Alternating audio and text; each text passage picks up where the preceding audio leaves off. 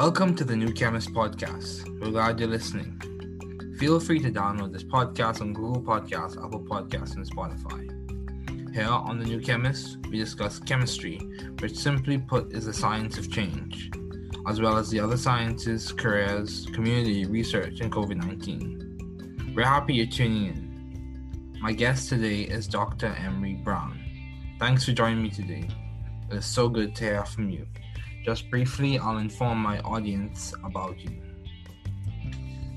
Dr. Emery N. Brown is the Edward Hood Professor of Medical Engineering and Computational Neuroscience at Massachusetts Institute of Technology, the Warren M. Zappel Professor of Anesthesia at Harvard Medical School, and a practicing anesthesiologist at Massachusetts General Hospital.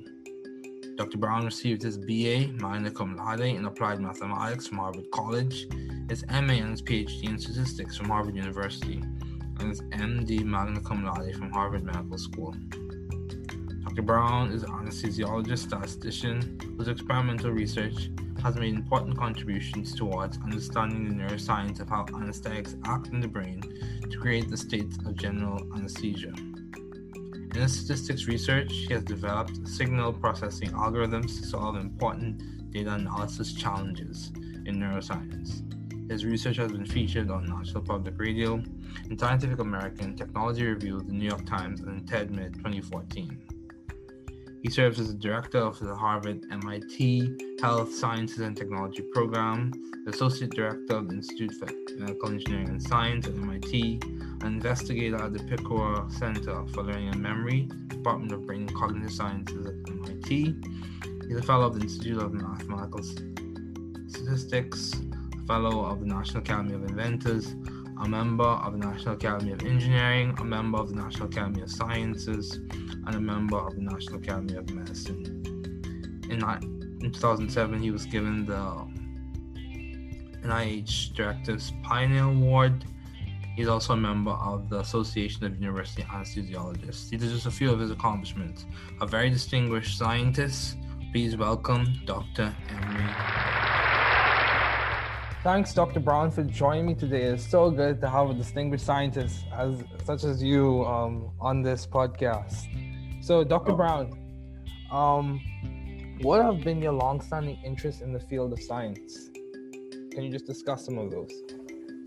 Well, I think they varied over time. I think that probably my strongest interest in science began in college when I got interested in statistics. So being a statistician, developing statistical methods and algorithms that people could really use to analyze data became an early interest of mine. And that's something which I pursued, throughout my career. First working on studying outcomes from surgery as an undergraduate, then later studying circadian rhythms during my PhD work. Okay. After that, looking at developing algorithms in general for neuroscience data analysis, for looking at neural spike trains, for looking at EEG, LF, local field potentials, and these sorts of things. Okay. And then from there, my interest developed into trying to understand anesthesia. So I'd say those are probably the principal focus areas, so statistics, and then statistics applied to neuroscience, and then anesthesiology, the mechanism of general anesthesia. So I think by any standard of measurement, or most standards of measurement, most people would say you have been a successful academician. You have achieved your PhD from Harvard, your MD from Harvard, MA from Harvard, BA from Harvard. You've won numerous prizes. You're part of many societies, the National Academy of Inventors, National Academy of Science, the National Academy of Engineering, National Academy of Medicine. So how do you maintain view of the bigger picture in your career and in your life in general? How are you doing that? And so when you say the bigger picture, you're referring to? Academically and also personally. How do you maintain view of the bigger picture in terms of like the overarching goals that you have set, your mission statement, your vision for your life? Well, I think that one of the things that I've tried to do is try to work on an important question. Okay. And what you find out with important questions is you can't solve them in 5 minutes. So that necessarily creates like a long trajectory. So for example, the problem of thinking on how does anesthesia work, and that's something which has been a question for now coming near 175 years. And so picking part of that and going after it, you know it's something which is going to be, it's a challenging question, and if you're able to solve it, it's going to have broad implications, not only for taking care of patients, but also for neuroscience in general and science in general. So that's the sort of things I've tried to work on, like picking important questions. So as another illustration, in thinking about circadian rhythms are everywhere. They control our daily function. So the more we're able to accurately quantify how their properties, again, it has broad implications. So I guess the 2-sentence summary would be picking important questions and pursuing those important questions. Okay, yeah, that's good. That's good. So in what specific ways, for the layman, have you been adaptive and creative in the field of science? What specific ways? I know you work with anesthesia, I know you've been a statistician. What specific ways have you added your flair to those fields? Well, I think that if we start with like the circadian rhythms, I think right there was the main thing that I did was in looking at the data that were being recorded at those times, like looking at core temperature rhythms to track the circadian system in patients or in study subjects. Mm-hmm. I worked to give an accurate description of those oscillations. Okay. So trying to make the model capture the structure and the data as accurately as possible, and using what we call harmonic regression techniques to do that. But then not just stopping there, but developing a full inference framework. So you could measure the aspects of the rhythm, say the period, the amplitude, and then from there be able to make statements of uncertainty about, how confident we were about the characterizations that we came up with. Wow. So that allows you to have an inference framework. And then going on to some of the other work, like looking at neuroscience data, the same idea in principle, but there's a key concept there that I was able to take advantage of and use, and I've continued to use throughout my career, and that is neuroscience data, because you're recording from the brain and central nervous system, is dynamic. It changes over time. And you need statistical methods that also capture those changes over time for it to be accurate. And so those were things that I was practiced in, that I learned as part of my PhD training. So whereas most of the methods that were being used are static, and so then it becomes like a kludge to really use them. So by starting from a framework where I already had methods that were dynamic, that capture phenomena that change over time, I was able to develop more accurate descriptions of those sorts of data as well. So in other words, really understanding the properties of the data, really what the essential elements of the problem are. I think that's something which I tried to focus on, and that's yielded me some measure of success to date. Yeah, I would say so too. It did. So, how have you sort of found the right environment for you to thrive scientifically and intellectually? I think a lot of people aim or aspire to be at institutions such as Harvard and other institutions as well. So how did you know that was the right environment for you to thrive in scientifically and intellectually?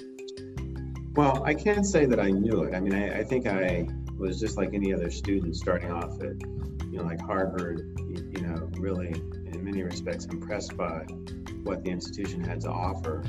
But then once I was there, then saying, well, I really have to take advantage of this. And I remember specifically that when I was a junior and I was thinking about what I wanted to do for my research for senior thesis, Ken Wachter, who was a professor in the statistics department at the time, said, well, since you're thinking about going to medical school, you should probably write a thesis, an undergraduate thesis on a medical topic. And he suggested I go and talk with Professor Fred Mosteller about that particular issue, and work developing a research project with him, because he was a statistician who was working on studying outcomes from surgery, and that this would be a good idea for me to join a project like that. So that's what I did. So I guess the key thing was realizing that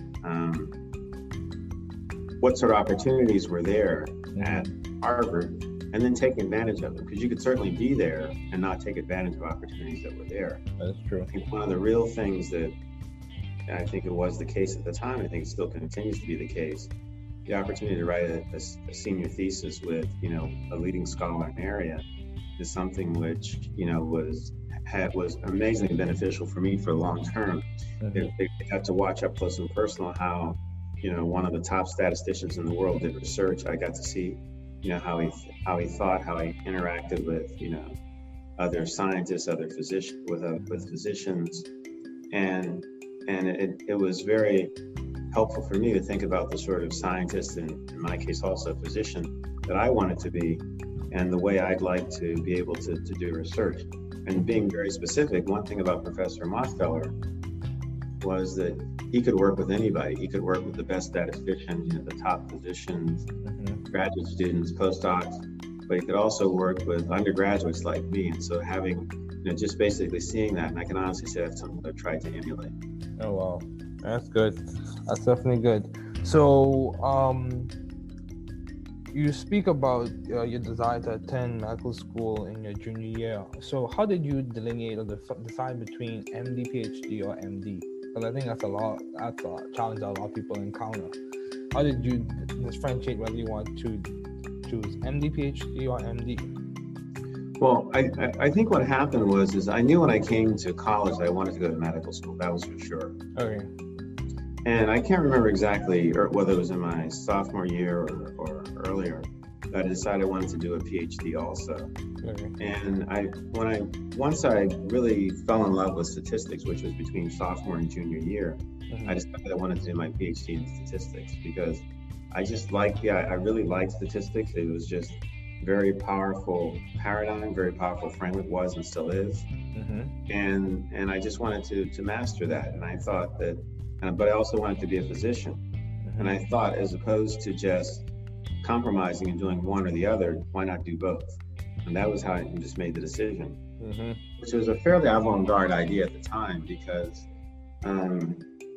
when I entered the Harvard MD PhD program, nobody had done a PhD in statistics before. That was a rather new idea. There's a new idea there, but also in other programs in the country, because it was people looked at me with a lot of surprise when I said that's what I wanted to do my PhD in. But it was very clear to me that medicine was a field that had a lot of uncertainty, a lot of data, and even more now. And having people who are formally trained in how to quantify that uncertainty and make decisions on uncertainty just seemed like a natural path, and that's what I just decided to do. Yeah, that's good. That's good. So, given all your responsibilities and accomplishments, Dr. Brown, how do you maintain a balanced life, or how do you strive to maintain balance? Well, it's I think family is first. There's no question about that. And the accomplishments are basically fun, and they have no luster if your family isn't well taken care of and your family isn't happy. So we spend a lot of time on downtime on the weekends, vacationing during the summer, spring, when the kids were younger, sort of making sure we took vacations during the 4 seasons. And my wife, like me, likes to travel, so and very often if I have trips to various places to give lectures, we turn them into sort of family outings also. Okay. So by doing that, it's made it possible to pursue activities that are relevant to my career, but also to make sure that I'm not losing sight of my family. Yeah, that's good. Priorities, having priorities. I've heard that in several interviews that having priorities, that they do complement to maintaining balance. So what would you attribute to your success as a pioneer in the field, Dr. Brown? What would you attribute, what characteristic, what was it, your upbringing as a child? Was it your time at Harvard, or was it your belief system, your perspective on life? What would you say has complements your success as a pioneer in the field? Would it be mentorship? I think that my parents and my family deserve tremendous credit for sort of setting me on the right track. And so, for example, both of my parents were teachers. They felt that education was very important. Okay. Anytime I wanted to do something or pursue something, they were always behind me. And then my brothers were always very, very good in school also. Okay. And so people would always say, well, you're going to be as good as your brother, sort of things. So that also created a certain amount of incentive. But not only my brothers, but my cousins too. They were also really very good in school. And so in other words, there were a number of sort of role models around, which I don't think we use that term then. We didn't think of them that way, but there were people you wanted to be like. So now we would call them role models, right? Okay. But, one of my cousins, Robert Brown, who went to, Carnegie Mellon, was a star basketball player, honor student, and he was always sitting around reading books, during the summer. I mean, that's the image that I had of him. Or one of my cousins, who was, what was, when we were kids, was teaching us lines from HMS Pinafore, that sort of thing. Wow. And so the idea, so being smart was cool, essentially. I think I really remember that idea. Like, the smarter you were in this environment around our family, kind of like, the cooler you were.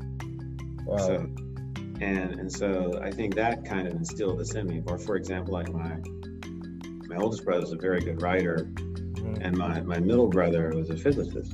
Wow. Or just a retired physicist now. So again, it didn't seem like that at the time, but they were implicitly setting bars, for me to try to jump over. Wow. Just by what they were doing, by example. Mm-hmm. So I think those are the origins, and then realizing once you had opportunities, you took advantage of them. Yeah. Then you have some serendipity. You have some people who realize that you have, potential, and they try to help you realize it. Like my language teacher at Exeter, Mr. Baggio, who spoke like 5 languages, and so I wanted to be like Mr. Baggio, try to be as proficient in as many languages as he was. Yeah. Or for example, when I was an undergraduate at Harvard, one of the anesthesiologists there, Dr. Jack McPeak, took an interest in me. He was one of my thesis advisors, and he's the first person who took me to the operating room. And then, several years later, when I decided to go into anesthesiology, I was able to turn to him and get advice, and he helped me, arrange to take, a rotation in anesthesiology, and decided that that's what I wanted to go into. Wow. So in addition to, so it's a number of things. It's not just like any one thing. That's fair. But,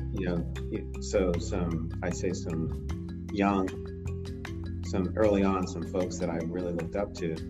Later on, some folks who realizing and acknowledging my potential, who helped me out, and I was very grateful for that. Wow, that's powerful. Yeah, so you spoke, and from my understanding, it seems like you grew up in a culture of excellence.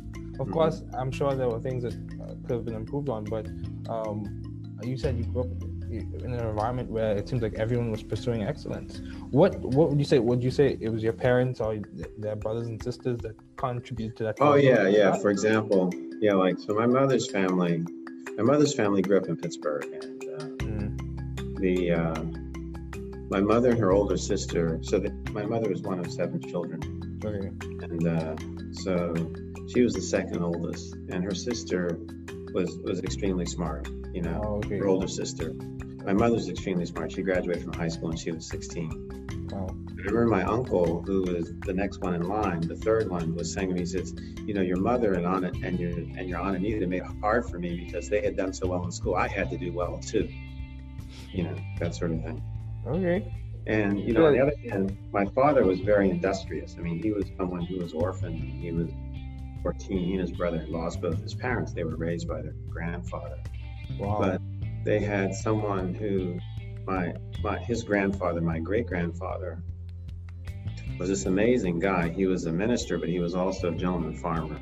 Okay. And he owned this very large parcel of land, there in Florida, where I grew up, which we still own today. Okay. And that he was an amazingly industrious person. And I know that rubbed off on my father, because my father was always doing stuff, both for the family, but also for the community. He was very committed to his community. So I think that, in fact, I know that, I inherited that perspective, those goals, those sorts of, the sort of can-do attitude that my father, always had. And I'll just give you one example. Okay, I'm here to listen. At the time, my father's grandfather wanted him to move back to Florida because after he got married, they lived in New York and in Pittsburgh. And he wanted him to move back because he wanted somebody living on the property. So my father decided to build a house. So this was in about 1957, 1958. And as you can imagine, my father couldn't get a loan from the bank to build a house. And as we know, one of the most important things entering into the American dream is to be able to build a house and lay down roots, right? Yes, I agree. So I didn't know this until many years later. He actually borrowed money from an auto body shop to build a house. He couldn't get a loan from the bank. Wow. And I remember when we paid off the note, I don't know, I must have been about 10 or 11 at the time, and I didn't quite understand everything, that was going on, but I subsequently figured out what had happened. Mm-hmm. But the thing is that because the conventional means that most, Americans would have used to build a house, getting a loan from the bank and doing that, wasn't available to him, he had to come up with another strategy that would work. Mm-hmm. And he did it. And so I think about that now. I mean, think about if he'd not been able to do that. Mm-hmm. Where would I be now if he hadn't done that? Mm-hmm. And so, but then taking from that, realizing that if people put obstacles in your way, you have to outthink them. Yeah. I mean, and I've seen myself do that, like on a number of occasions. But that was probably one of the most, concrete examples, because the people at the bank couldn't believe that an African American would want to build like a real house, like a solid, 3-bedroom, 2.5 bathroom, living room, Florida room, outside porch, house. They figured it would just have some idea of like a little shanty or something like that in mind. But that was far from what my father had imagined, because he had studied industrial arts in college, so he knew how to build things. And with the help of his brother and his uncles, they actually built the house. Wow, that's good. Yeah. Wow. I'm learning a lot, Dr. Brown. So, how have you maintained vision and teamwork in your environment, in your lab, in your workspace in Mass General? How do you maintain vision and teamwork? How do you make sure that everyone's collaborating and seeing the big picture and trying to answer those important questions that you mentioned? I think there are two things. I think one, you look for cool problems, okay, and you get people excited about cool problems. I think that's the starting point. Mm-hmm. And then you let people loose and let them use their creativity to start working on it. You guide them. Mm-hmm. But at least this is what I like to do. I like to guide people to help them solve problems, and then pitch in, when they need my help, because it helps them to develop their creative capacities and bring them to bear on a problem. Mm-hmm. I think that's probably the most important thing, and also making it fun. I mean, I feel like in many regards now I'm more a cheerleader than anything else. I'm not so much the person like doing the work. I'm just the rah, Yeah. keeping them going and offering suggestions and making sure people aren't getting stuck. Mm-hmm. And I think that's probably the main thing that I do. And I can honestly say it's fun. It's fun working with. It's watching people who are many years my junior master concepts that I didn't master until I was like maybe 20 years older than they were. Like, wow, they know this stuff already. You can only imagine what they can do, what they'll be able to do, going on into the future. Mm-hmm. And so just sitting there marveling at that and trying to facilitate that is a real pleasure. And I try to keep that going on a day-to-day basis. Okay, wow. So as we start to wrap up, you mentioned how being smart was cool. I can be wrong with this. However, I'm not sure if that's the prevailing message in many instances or in many circles. So what would you say could complement a change in that dynamic, where it's not just the athletic environments that have a lot of attraction to them for young people, but academic environments as well? How can we make that a more prevailing message, that intellectual curiosity and intellectual development is worth the time and effort? Yeah, I mean, I think we really have to. I mean, I'm clearly biased because I'm an academic. I'm in science, and I feel strongly that people should know about academics and science and those sorts of things. But I think that I'm indebted to you for taking time to talk to somebody like me to allow me to tell my story. Oh, because it's it's more exciting to hear about Jason Tatum having scored 50 points and won the game for the Celtics than about what I'm doing. So and that's just the reality of it. That's true. However, being able to, like, for example, I have three after my father, I have like three additional heroes in mathematics. One is Benjamin Banneker, the black mathematician who laid out DC. He's the first person to really characterize the cycles of the circadia, the insects which come out every 17 years. So he was really, and he did this over something like 4 or 5 cycles. So he started when he was 17. Okay. And so he was probably the country's first data scientist when you think about it. Or another person is Katherine Johnson. When I learned about her, I was just like blown away. Basically the African-American woman mathematician who worked out the flight trajectories for the early Mercury and I think also Gemini space missions. I mean, just think about it. She did the calculations by hand. Yeah, that's true. I mean, that's just like unreal. And the third person who actually had the good fortune to meet is David Blackwell. He was African-American professor at Berkeley, University of California, Berkeley, professor of statistics. I mean, just like an amazing mind, soft-spoken, just totally respected because he was just so brilliant. First African-American elected to the National Academy of Sciences in 1964. So more than 100 years after the academy was actually set up, the first African-American was elected. It was he. So, I think about, people like that, and I'm saying, gosh, if I can be anything like those guys, so, I clearly the accomplishments of LeBron James or Magic Johnson are the things that, are often talked about, but like in my realm, I see somebody like these people, and they're my heroes, and those are the people I aspire to be like. Yeah, that's good.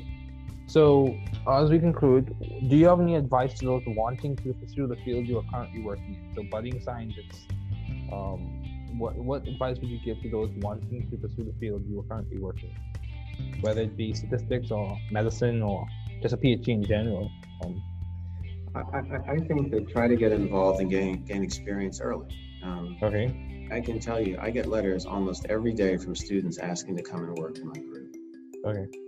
Literally, and of different ages, all the way from junior high school, up through, high school, college, postdocs.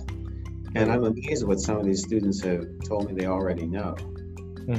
Some of them are from the United States, some are not. They're from outside, from basically, effectively the 4 corners of the earth. And so, but realizing that that's what people do and not being bashful about doing that. And if the first time you write somebody, you don't hear from them, no big deal. Keep going if you want to, right?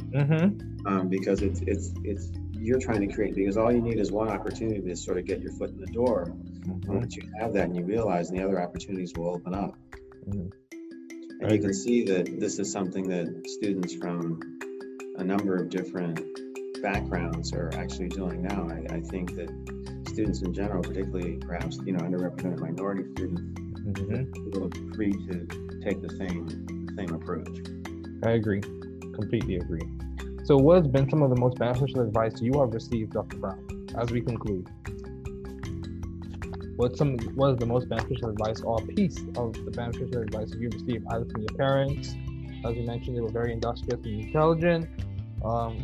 Even from your colleagues or professors, what has been some of the most beneficial advice you have received? Never works.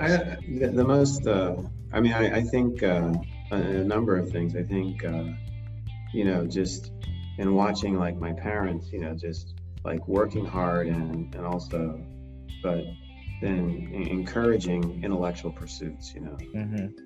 And I think I certainly have picked up on that and tried to amplify that. I just remember my mother saying at one point, like I told you, she was extremely smart. And, you know, it was very clear she lived vicariously through us, you know, the things that we were able to accomplish, you know, not only me, but my brothers as well. And one point in sort of a more candid moment, she said, you know, if I had had opportunities, I'm sure I could have been, you know, a lot more than I am now. Yeah, I've heard that same sentiment from and that, I mean, that kind of stuck with me and just sort of said, well, you know, I have an obligation to try to be as successful as I possibly can because my mother made it possible for me to get to where I am now. And she sacrificed a lot to be where she was. And I should, you know, I should basically do the same thing. And then a complimentary idea. I just remember my uncle saying once that, you know, it never hurts to be nice. And so if you can help somebody, why not? You know, just I know, right? Just that simple, not deep, but just. Yeah. And it can take on many forms. It can just be meeting someone on the street to helping someone with their career. So I think somewhere in there is some of the best advice I've received. There are probably other things, but they don't come to mind right now. That's fair. Well, Dr. Brown, thank you so much for joining me today. It was good to have you on. Oh, thank you very much for having me, David. I really appreciate it. Chemistry field highlights. Femtochemistry. So surveying the literature and looking at the work of Yoshitaka Tanamura, Koichi Yamashita, and Philip A. Anfinrod, we embark on a new discussion, femtochemistry. In short, a key feature of chemistry is the analysis or breaking or the formation of bonds, which some consider to be theoretical constructs in some instances. A key feature of the elementary steps of bond making and breaking are molecular vibrations, which occur approximately at the 10 femtosecond scale. So okay, with this view in mind, ultra-fast processes is a phrase that can definitely describe chemical reactions and has been umbrellaed or covered or falls under the term femtochemistry. Chemistry conceptual developments. So today we're going to be introducing or talking about regiochemistry principles. So key things you want to keep in mind are you want to understand the fundamentals of regiochemistry, understand Markovnikov's rule and the anti-Markovnikov's rule, and we want to try and understand Zaitsev's and Hoffman's rule. So regiochemistry principles and other ideas. Regiochemistry comes from the Latin word regionum, meaning direction. Regiochemistry describes the principles involved in the directionality or position and placement of reactants to form products. Regiochemistry is very important. We normally hear in advanced or high-level discussions of things being regioselective or regiodivergent or it's used a lot. So the reagents used can cause a specific regiochemical result or result in the opposite of what would normally occur. Markovnikov's rule. Markovnikov's rule, put simply, is he who has more gets more. Markovnikov's rule in the addition of a halide to an unsymmetrical alkene, typically in the addition of a halide to an unsymmetrical alkene, the hydrogen goes to the carbon with the greatest number of hydrogens and the halide ion goes to the other carbon. In another way, this rule states that the halide adds so as to form the more stable carbocation intermediate. Anti-Markovnikov. Anti-Markovnikov is the reverse. He who has more gets less, in which the carbon with the greatest number of hydrogens does not receive the hydrogen, but the most electrophilic portion of the molecule. For example, in hydroboration oxidation in the presence of peroxides, the borohydrate adds to the less substituted carbon of the hydrogen, and the hydrogen adds to the more substituted carbon. In short, now mechanistically, it may occur slightly, it's a little bit more involved and more detailed, but in short, that's what we're going to say occurs. However, stability comes about because the electron density shifts from the electrophilic borohydride, resulting in it possessing a partially negative charge and the more substituted carbon possessing a partially positive charge. This is indeed stable due to the electron density donating capacity of the alkyl group, S character, and orbital overlap of the alkyl carbon. The alkyl group with the alkyl or electron donating substituent provides stability.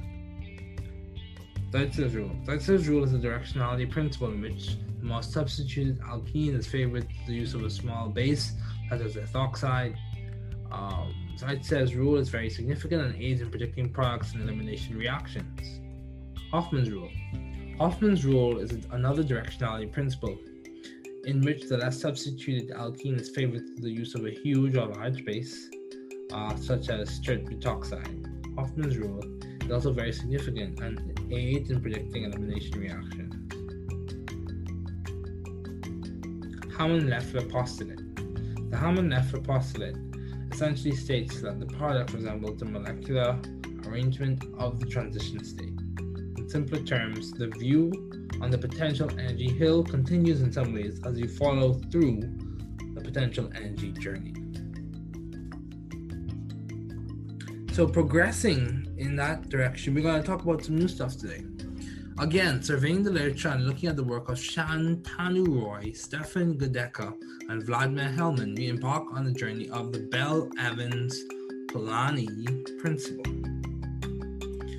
So typically, or in short, the Bell-Evans-Polanyi principle is valid for a chemical reaction that proceeds along the reaction coordinate over the transition state, and that concept is extended to molecular dynamics trajectories that in general do not cross the dividing surface between the initial and final local minima at the exact transition state. It's very important and it has a lot of implications. It's a conceptual tool in physical chemistry, and we have come to understand that this principle can be used to improve the efficiency of existing molecular dynamics based methods by tuning the energy of these molecular dynamic trajectories.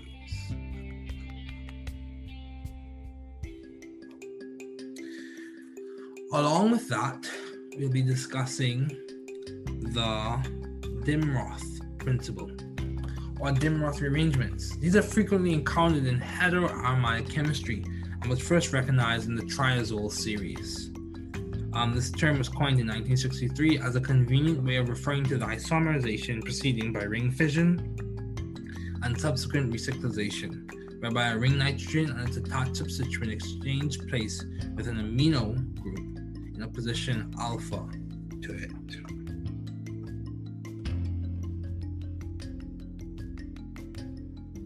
Moving right along, we'll discuss a mechanistic highlight. Today we'll be talking about the Suzuki cross-coupling reaction. The Suzuki cross-coupling or the Suzuki Miura cross-coupling is a type of palladium catalyzed cross-coupling reaction. CC bond formation using aryl halides and organoboronic acids. It is one of the most important reactions in synthetic organic and medicinal chemistry. There are two suggested pathways. The oxo-palladium pathway is a preferred mechanism, as some may say, and the boronic pathway is another description of what occurs. Of course, these occur through catalytic cycles, and this reaction was likely first described around 1979. In 2010, Akira Suzuki, jointly with Richard F. Heck and Ichi Negishi, received the Nobel Prize in Chemistry for the development of palladium catalyzed cross-coupling reactions. Wrapping up the highlight section, we'll talk about Nobel highlights. So Svante Arrhenius. Svante Arrhenius was born on February 19, 1859 near Uppsala, Sweden. He received the Nobel Prize on December 10, 1903 in recognition of his theory of electrolytic dissociation. His father, Svante Gustaf Arrhenius, held a position at the University of Uppsala. His uncle, Johan Arrhenius, was a botanist, writer, and a longtime secretary of the Swedish Agricultural Academy in Stockholm. Svante Arrhenius was an outstanding student in school. He learned reading and arithmetic, at a very early age, and in his secondary school excelled particularly in mathematics and physics. His physics teacher was M. Flederis, author of the most popular contemporary Swedish secondary school physics textbook. His university degrees were all from the University of Uppsala. Definitely a chemist that worked hard. This ends the session of highlights for this podcast episode. Thanks for listening. We're glad you were able to tune into this podcast. Once again, this is the New Chemist, where we discuss chemistry, which simply put is the science of change, as well as the other sciences, careers, community, research, and COVID-19. Thanks again for listening. Note, the views on this podcast represent those of my guests and I.